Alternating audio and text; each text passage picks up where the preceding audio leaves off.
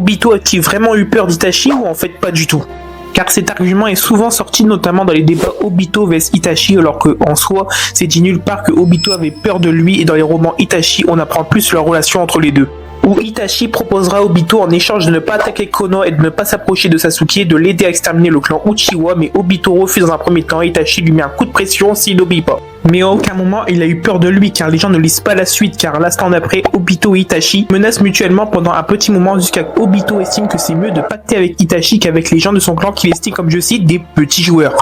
Et c'est pareil pour l'argument Itachi était une menace pour l'Akatsuki, alors que ce n'est pas le cas, comme Obito qui invite Itachi à rejoindre son organisation après le massacre du clan Uchiwa en sachant que c'est un espion pour Konoha et s'il aurait été un poids, Pet s'en serait débarrassé ou Obito personnellement. Et le dernier argument, c'est clairement l'attaque surprise Itachi via l'œil de Sasuke, comme Obito a déclaré que si Itachi savait tout de lui, il serait mort, et en soi il a raison, comme le contexte de cette phrase est clair, comme Itachi connaissait pas les capacités de Kamui dans son entièreté, après quoi il y a également Izanagi derrière. Donc dans aucun monde l'attaque surprise Itachi aurait pu fonctionner, même si Obito reconnaît que c'est bien essayé de sa part, surtout dans la manière dont il s'est pris. Enfin bref, n'oublie pas de liker et de donner ton avis en commentaire, on vise les 2500 abonnés ensemble.